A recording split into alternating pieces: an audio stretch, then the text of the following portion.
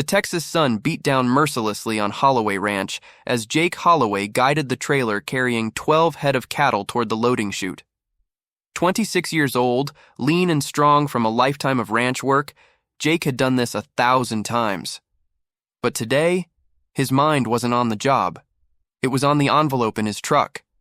The acceptance letter from Texas A&M's veterinary program, the dream he'd never told his father about because Daniel Holloway had made it crystal clear Holloways run ranches.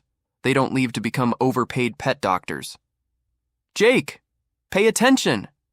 His father's voice cut through his thoughts like a whip. Jake's head snapped up. The cattle had bunched too tightly in the chute. One heifer was panicking, thrashing against the metal rails. "I got it," Jake started. "You don't got it. You're daydreaming again. Carlos, get in there and help my son before he gets someone killed." Carlos Mendoza, the ranch foreman who'd worked for the Holloways for 20 years, moved quickly to calm the heifer. But it was too late. The panicked animal kicked out hard, her hoof catching Carlos in the ribs with a sickening crack. Carlos went down with a cry of pain. "Dad!" Jake jumped from the trailer, rushing to Carlos. Daniel was already there, his weathered face dark with fury. "Don't you dad me! Get the truck! We're taking him to the hospital." 3 hours later, Jake sat in the hospital waiting room, his hands still shaking. 3 broken ribs, the doctor said. Carlos would be okay, but he'd be out of work for at least 6 weeks. Daniel hadn't spoken to Jake once during the drive, hadn't looked at him, just sat there, jaw clenched, hands gripping the steering wheel like he wanted to break it. Now, in the harsh fluorescent light of the waiting room, Daniel finally turned to his son. "Pack your things." Jake's stomach dropped. "What?" "You heard me. Pack your things and get off my property." "Dad, it was an accident. An accident that happened because your head wasn't in the game. Again." Daniel's blue eyes were cold. "How many times have I told you? This ranch demands 100%. Not 90, not 95, 100, every single day." "I know, you just nothing. Carlos has a wife, 3 kids. He's worked for this family for 2 decades, and because you can't focus for 5 damn minutes, he's laid up with broken ribs. I'll apologize. I'll pay his medical bills, cover his lost wages." "You think money fixes this?" Daniel stood, towering over Jake. "You think throwing cash at a problem makes you a man? Being a man means taking responsibility, means being present, means giving a damn about something other than yourself. That's not fair." "Life isn't fair, son, and this ranch sure as hell isn't. You want fair? Go find it somewhere else." Daniel's voice was final. "You're banned from Holloway Ranch until you prove you can be trusted. Could be a month, could be a year, could be never. That's up to you."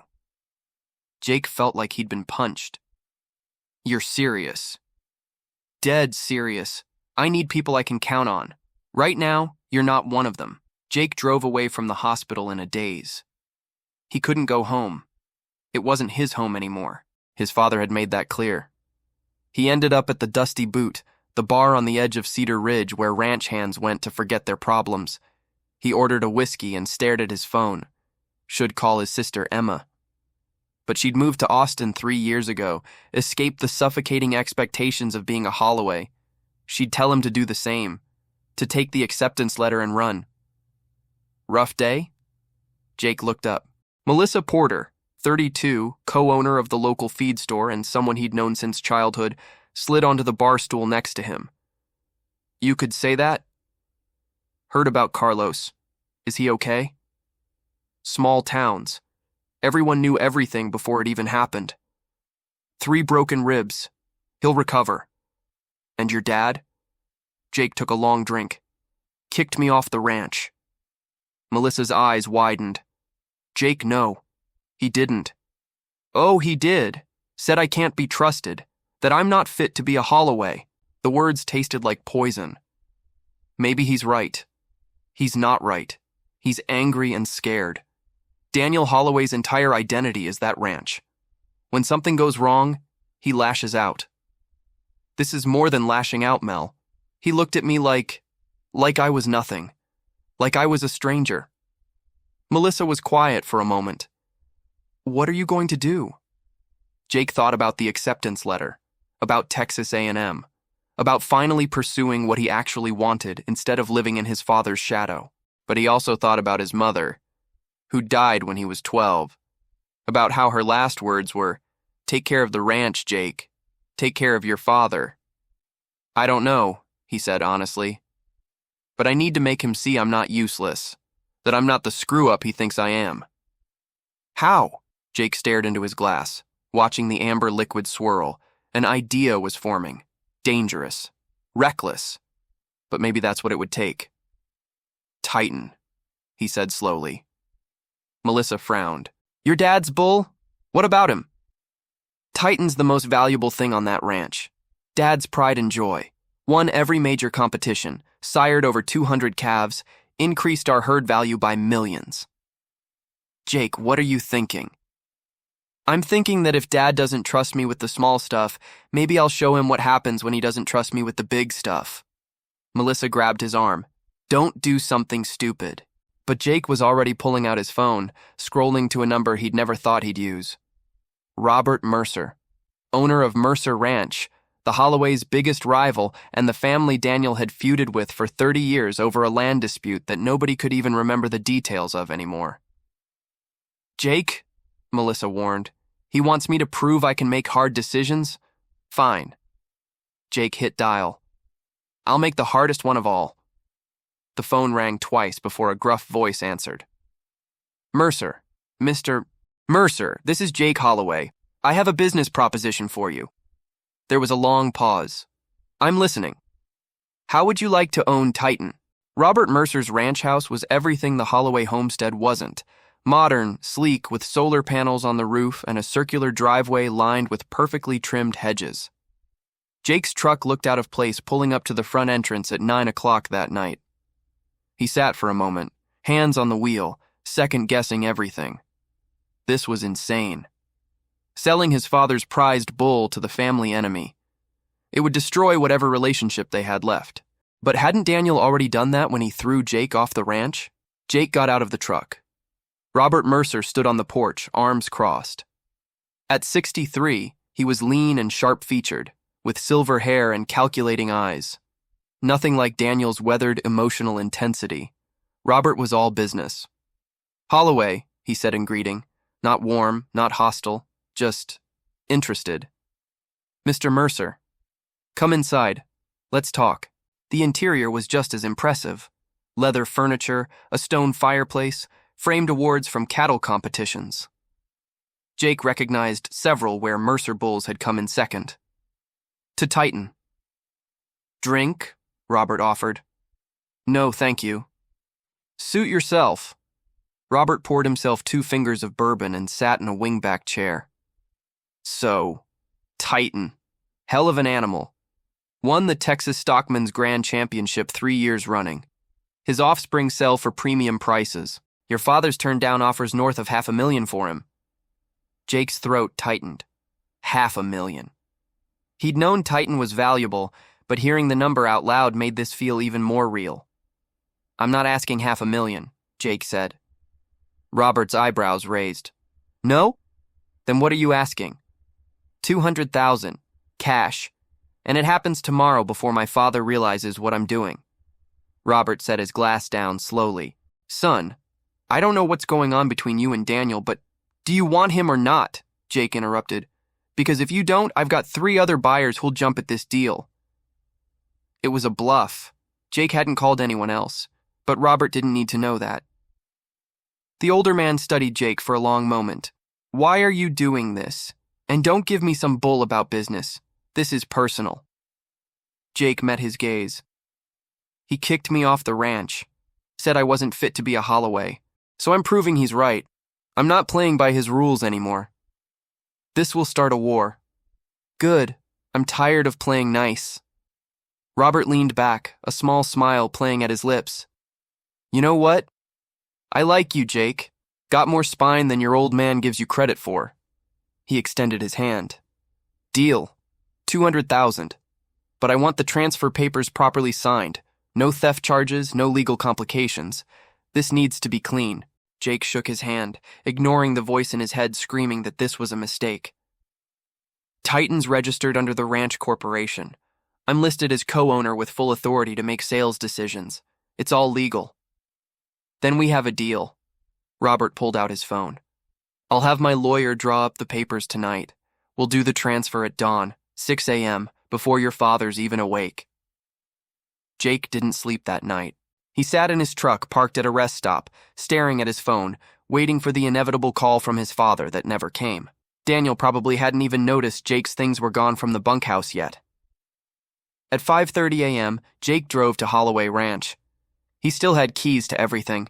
His father had been so angry, he'd forgotten to ask for them back. The ranch was quiet, the main house dark. Daniel would be up in 30 minutes for his morning coffee and inspection rounds. Jake had to move fast. He drove to the breeding barn where Titan lived in a custom stall, temperature controlled with the best feed money could buy. The bull was lying down but stood when Jake approached, his massive brown and white frame rippling with muscle. "Hey, big guy," Jake whispered. "Sorry about this."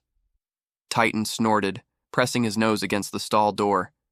Jake had helped raise this bull from a calf, had been there for his first competition win, had celebrated every championship. Now he was selling him like a used tractor. Jake's hands shook as he opened the stall and fitted Titan's halter. The bull followed docilely. He was used to Jake, trusted him. That somehow made it worse. Loading Titan into the trailer took 10 minutes. Jake kept glancing at the main house, expecting lights to come on, expecting his father to come storming out. But the house stayed dark. By 6:15, Jake was pulling into Mercer Ranch with a trailer carrying $300,000 worth of bull and a betrayal that would echo through Cedar Ridge for years. Robert was waiting with his lawyer and a cashier's check. The transfer took 20 minutes. Papers signed, money exchanged, Titan unloaded into Mercer's breeding barn. "Pleasure doing business with you," Robert said, shaking Jake's hand again. "And Jake, for what it's worth, your father's a fool if he can't see what he's got in you." Jake nodded, unable to speak. He climbed into his truck and drove away, the check burning in his pocket like stolen money. He made it 3 miles before pulling over and throwing up on the side of the road. What had he done? Daniel Holloway discovered Titan was gone at 7 a.m. He'd walked to the breeding barn like he did every morning, carrying an apple for the bull, found the stall empty, the gate open, fresh trailer tracks in the dirt.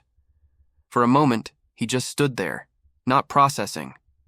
Then he ran back to the house and called Jake's number. No answer. He called again. 6 times. Finally, a text came through. "Titan's fine. He's at Mercer Ranch. Papers are legal. Transfers complete. You wanted me to prove I could make hard decisions? There's your proof." Daniel stared at his phone for a full minute, reading and rereading the message. Then he threw the phone against the wall so hard it shattered. His son had sold Titan to the Mercers, the family Daniel had been competing against, feuding with, trying to destroy for 3 decades. Daniel's vision went red. He grabbed his truck keys and drove to Mercer Ranch, going 20 miles over the speed limit. Robert was expecting him. Stood at his front gate with 2 ranch hands, arms crossed, calm as Sunday morning. "Morning, Daniel. Where is he?" Daniel's voice was deadly quiet. "Your bull? Safe in my barn. Paperwork's all legal. Jake's a co-owner, had every right to sell. That bull is worth $500,000, I know. I got him for $200,000. Hell of a deal."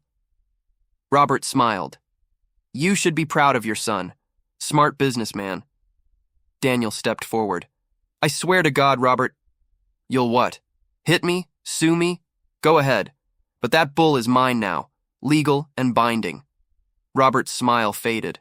Maybe if you'd treated Jake better, he wouldn't have needed to prove himself this way. "You don't know anything about my son." "I know he's got more guts than you gave him credit for. Takes courage to burn a bridge when you've been living on it your whole life," Daniel wanted to argue, wanted to fight. But the truth in Robert's words hit harder than any punch. He drove home in silence, his mind spinning with rage and something else. Something that felt uncomfortably like guilt. By noon, the entire town knew. Jake Holloway had sold his father's champion bull to the Mercers. The feed store buzzed with gossip. The diner was packed with people speculating. The hardware store owner started a betting pool on whether Daniel would forgive Jake or disown him completely. Jake sat in a cheap motel room on the edge of town, staring at the cashier's check. $200,000. More money than he'd ever seen. And he'd never felt more broke in his life. His phone rang. Emma, his sister.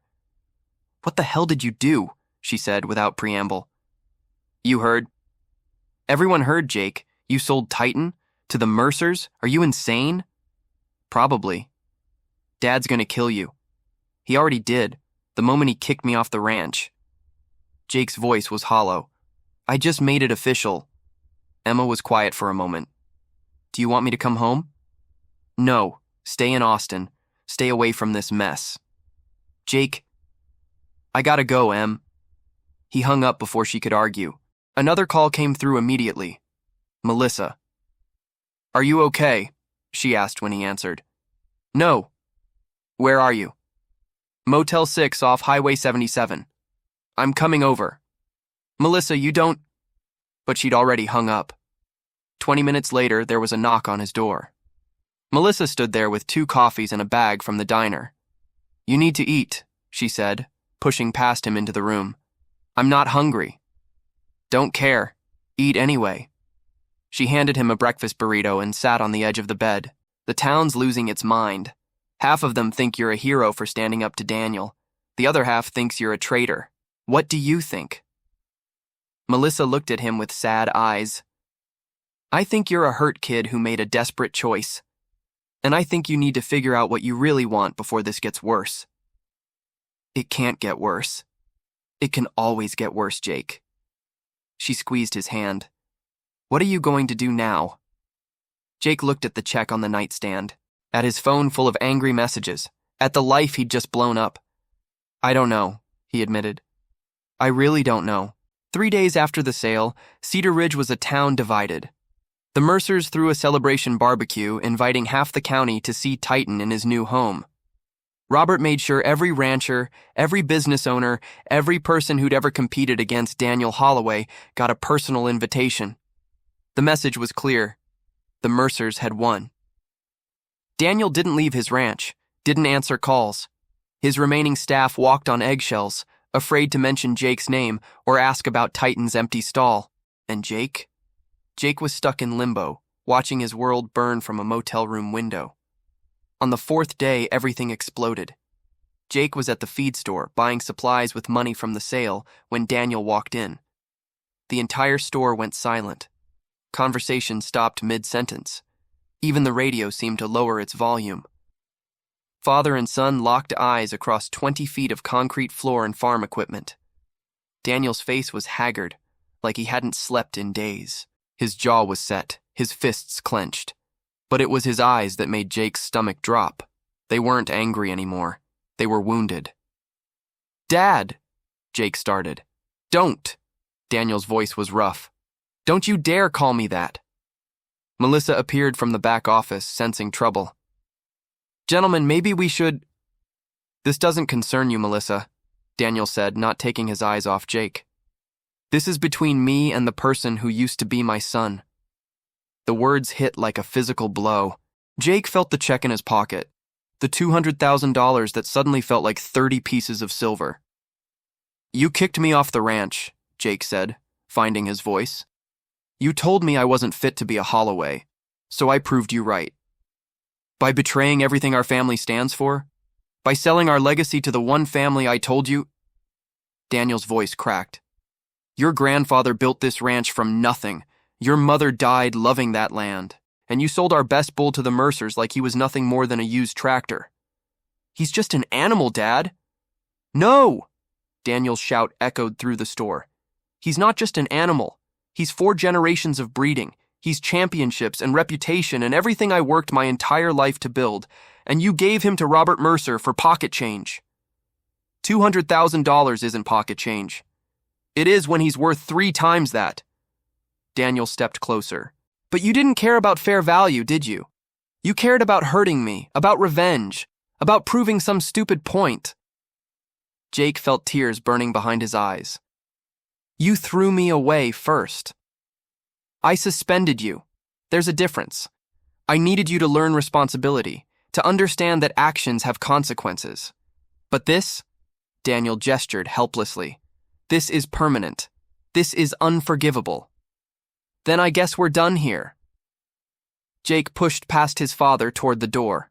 Jake! Daniel grabbed his arm. You walk out that door, you don't come back, ever. You understand me? This is your last chance to make this right. Jake jerked his arm free. How? Titan's sold, papers are signed, it's done. Then buy him back. Use that blood money and buy him back. Mercer won't sell. You know he won't. He's got exactly what he wanted. Your pride and your son's betrayal all wrapped up in one beautiful package. Daniel's face crumpled. For just a moment, he looked old, defeated. Why, Jake? Just tell me why. Jake wanted to tell him about the acceptance letter, about Texas A&M, about how he'd spent 26 years trying to be someone he wasn't just to make his father happy, about how Carlos getting hurt was because Jake had been distracted by a future he was too afraid to claim. But the words wouldn't come. Because you never saw me, Jake said instead. You saw a failure, a disappointment, someone who would never measure up. So I gave you exactly what you expected. He walked out, leaving his father standing in the middle of the feed store, surrounded by witnesses to their family's destruction. That night, Jake sat in his motel room when someone knocked. He expected Melissa, got Emma instead. His sister stood in the doorway, suitcase in hand, fury in her eyes. You're an idiot, she said by way of greeting. Good to see you too, Em. She pushed inside, dropped her suitcase, and turned on him. Do you have any idea what you've done? Not just to Dad, but to yourself? To our family's reputation? Our family's reputation? Jake laughed bitterly. You left, Emma. You got out. Went to Austin, built your own life, escaped Dad's impossible standards. Don't lecture me about family reputation. I left because I wanted to be a graphic designer, not a rancher. I left for my own dreams, Jake, not to destroy Dad's. Emma's voice shook. What you did, selling Titan to the Mercers, that wasn't about finding yourself. That was about destruction. He deserved it. Did he? Really? Emma sat on the bed. Or are you just too scared to tell him the truth? Jake froze. What truth? That you want to be a vet. That you got into A&M. That you've been hiding that acceptance letter for 2 months because you're terrified of disappointing him. Jake stared at his sister. How did you? I'm your sister. I know you. And I know you've been miserable on that ranch for years, forcing yourself to love something you don't. Emma's voice softened. But Jake, there were better ways to handle this. You could have just told him. Could have had an honest conversation instead of burning everything down. You think he would have listened? You think Daniel Holloway would have blessed his only son becoming a vet instead of taking over the ranch? Maybe not at first. But at least you would have been honest. At least you wouldn't have destroyed the one thing he loves most out of spite. Emma grabbed his hands. You can still fix this. How? Titan's gone. Dad hates me. The whole town thinks I'm either a hero or a traitor, and I don't even know which one I am. You start by telling Dad the truth. About A&M, about why Carlos got hurt, about what you really want from life. Jake pulled away. It's too late for that. It's never too late. Not for family. But Emma was wrong. The next morning, Jake woke to his phone exploding with messages, his social media flooded with tags and mentions. The local news had picked up the story. Family feud turns nuclear, Holloway Ranch in crisis. Someone, Jake suspected Robert Mercer, had leaked the story to the press. Now reporters were calling, asking for interviews, turning the Holloway family drama into entertainment. Jake's phone rang. An unknown number. Against his better judgment, he answered, Jake Holloway? A woman's voice, professional. Who's asking? Amanda Chen, Texas Rancher Magazine. I'd love to interview you about your decision to sell Titan. Get your side of the story. We're running a feature on modern ranch succession and family dynamics. I'm not interested. We'd pay, of course. $5,000 for an exclusive interview. Jake hung up. 3 more calls came in the next hour, all reporters, all wanting the story of how Jake Holloway betrayed his father. He turned off his phone and stared at the wall. What had he done? At Holloway Ranch, Daniel stood in Titan's empty stall, running his hand along the wooden rails. 4 days without his bull. 4 days of silence where there used to be the sound of Titan moving, breathing, existing.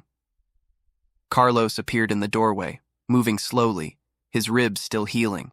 "Boss, you got a minute?" Daniel nodded. "I need to say something, and you're not going to like it." Carlos took a breath. "The accident, it wasn't entirely Jake's fault."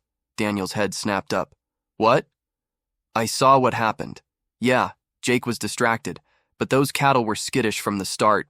Bad load, wrong weather, too much pressure in the chute. I should have caught it before we started. I'm the foreman, that's my job." "Carlos, let me finish." Carlos stepped into the stall. "I've worked for you 20 years, Daniel. I've watched Jake grow up on this ranch. And I've watched you push him harder than anyone should be pushed, expecting perfection when he was just trying to survive your standards." Daniel's jaw tightened. "I expect excellence." "You expect the impossible. And when Jake couldn't deliver, you threw him away like he was nothing." Carlos's voice was hard. "That boy loves you, Daniel. Loves you more than that ranch, more than that bull, more than his own dreams. And you crushed him. He sold Titan. Because you destroyed him first." Carlos grabbed Daniel's shoulder. "I'm going to tell you something, and you're going to listen. Jake got accepted to Texas A&M's veterinary program 2 months ago. That's what he was thinking about when the accident happened. That's why he was distracted." Daniel felt the world tilt. "Vet school? He never told you because he knew you'd be disappointed. Knew you'd see it as betrayal. So he buried it, tried to forget it, tried to be the son you wanted instead of the man he is." Carlos released Daniel's shoulder. "You've got a choice to make. You can keep holding on to your pride and your anger, or you can fight for your son before it's too late." Carlos walked away, leaving Daniel alone in the empty stall, surrounded by the consequences of his own impossible standards. And for the first time in 4 days, Daniel Holloway let himself cry. Daniel sat at his kitchen table at 2 a.m., staring at his laptop. He'd found Jake's acceptance letter in his son's abandoned room. Texas A&M, full scholarship, veterinary program starting in 3 months. His hands shook as he read it again. "Congratulations, Jake Holloway. Your passion for animal welfare and exceptional academic record. 26 years. 26 years of pushing Jake to be a rancher when his son had dreamed of something else entirely. And Daniel had been too blind, too stubborn, too obsessed with a legacy to see it." He grabbed his truck keys. Jake opened his motel door at 2:30 a.m. to find his father standing there, looking 10 years older than he had a week ago. "Dad? Can I come in?" Jake stepped aside, speechless. Daniel entered slowly, taking in the cheap room, the half-packed suitcase, the acceptance letter lying on the nightstand. He picked it up with trembling fingers. "Carlos told me," Daniel said quietly, "about A&M, about your dream." Jake's throat tightened. "Dad, No. Let me talk. Please." Daniel sat on the bed, suddenly looking exhausted. "When your mother died, she made me promise to keep this ranch alive, to pass it to you. I thought that meant forcing you to love it the way I do. I was wrong." Tears rolled down Jake's cheeks. I tried so hard to be what you wanted. I know, and I punished you for not being me, for being yourself." Daniel's voice cracked. "Selling Titan, that was wrong. But kicking you off the ranch, that was worse. I broke you first, son. Everything that came after was my fault. I can't take back what I did. No, but maybe we can fix it together." Daniel stood. "I'm going to buy Titan back, whatever it costs, and you're going to go to A&M. You're going to be the vet you were meant to be." Jake stared at his father. "You mean that? I've wasted 10 years trying to make you into someone you're not. I won't waste another day." Daniel pulled Jake into a fierce embrace. "I'm sorry, son. I'm so damn sorry." For the first time in years, Jake hugged his father back and meant it. The next morning, Daniel drove to Mercer Ranch alone. Robert stood on his porch, arms crossed, suspicious. Come to beg, Daniel. Come to negotiate, name your price for Titan. Robert's eyebrows rose. $500,000, cash, today. Done. Robert's confidence faltered. You're serious? My son matters more than my pride. So yes, I'm serious. Daniel extended his hand. Do we have a deal? Robert studied him for a long moment, then nodded slowly. We have a deal. But Daniel, next time your boy screws up, maybe try talking to him first. Trust me, Daniel said. I learned that lesson. 2 weeks later, Titan was back at Holloway Ranch. Jake helped unload him, his father beside him, both of them working in comfortable silence. You leave for A&M in 6 weeks, Daniel said. Yeah. I'm proud of you, Jake. Your mother would be too. Jake smiled through tears. Thanks, Dad. They stood together, watching Titan settle back into his stall, and both understood that some things, bulls, ranches, pride, could be bought back. But forgiveness? That was earned, and they'd finally started earning it. 6 months later, Jake stood in his dorm room at Texas A&M, surrounded by veterinary textbooks and anatomy charts. His phone buzzed, a video call from his father. Hey, Dad. Daniel's weathered face filled the screen, standing in the breeding barn. Wanted to show you something. He turned the camera to reveal a newborn calf, wobbly on its legs, Titan standing protectively nearby. First calf since he came back. Thought you'd want to see. Jake grinned. Beautiful. Strong legs, good coloring. Tell Carlos to check for... Already did. You taught me well before you left. Daniel's pride was evident. How's school? Hard. Amazing. Everything I hoped it would be. Jake paused. How's the ranch? Running smooth. Emma's been helping remotely with the business side. Turns out her graphic design skills work great for marketing. Who knew? Jake laughed. The sound felt good. Natural. Who knew? Back in Cedar Ridge, the gossip had shifted. The town that once buzzed about betrayal now talked about reconciliation. About a father who chose his son over pride. About a young man who found the courage to chase his dreams. Melissa stood behind the feed store counter, ringing up Daniel's order. Jake doing okay? Top of his class, according to his professors. Daniel couldn't hide his smile. Kid's got a gift. Should have seen it years ago. You see it now. That's what matters. Robert Mercer walked in, and the store tensed, but Daniel simply nodded. Robert. Daniel. Heard your son's doing well at A&M. He is. Thanks for asking. Robert extended his hand. No hard feelings about the bull? Daniel shook it firmly. Water under the bridge. You did me a favor, actually. Taught me what really matters. Which is? Family. Not livestock, not legacy, not winning some decades-old feud. Daniel picked up his supplies. My son's happy. That's worth more than any championship. 1 year after the sale, Jake returned to Cedar Ridge for Thanksgiving. The ranch looked different somehow, not physically, but in feeling. Lighter, warmer. Emma arrived from Austin with her fiancé. Carlos joined them for dinner, his ribs long-heeled. Even Melissa came, having become close with the family during Jake's absence. Daniel stood at the head of the table, looking at the faces gathered there. I want to say something. This year taught me that legacy isn't about forcing the next generation to repeat the past. It's about giving them the freedom to build their own future. He looked at Jake. My son's going to be a veterinarian, and I couldn't be more proud. Jake raised his glass. And my father's going to keep running the best ranch in Texas. Different paths, same family. They toasted, and the room filled with laughter and conversation, the sound of a family healing, growing, learning that love meant letting go of expectations and embracing reality. After dinner, Jake and Daniel walked to Titan's pasture. The bull approached the fence, recognizing them both. Think he forgives us? Jake asked. For what we put him through? The drama, the sale, the return? Daniel scratched Titan's massive head. Bulls don't hold grudges. Smart creatures. Smarter than us, apparently. Daniel chuckled. Definitely smarter than me. He turned to Jake. I'm sorry for the years I wasted trying to make you into me, for not seeing who you really were. I'm sorry for selling Titan, for handling it all so badly. You were desperate. I drove you to that desperation. Daniel put his arm around Jake's shoulders. But we found our way back. That's what matters. They stood in comfortable silence, father and son, watching the Texas sunset paint the sky in shades of gold and purple.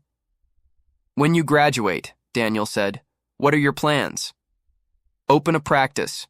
Maybe specialize in large animals, ranch veterinary care. Stay close to home. Jake smiled. Turns out I love this life. Just needed to find my own way into it. Good. Because this ranch and every ranch in Cedar Ridge is going to need a vet they can trust.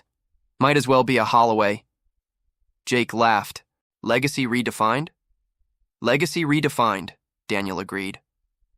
Inside the house, Emma watched them through the window, tears in her eyes. Melissa joined her.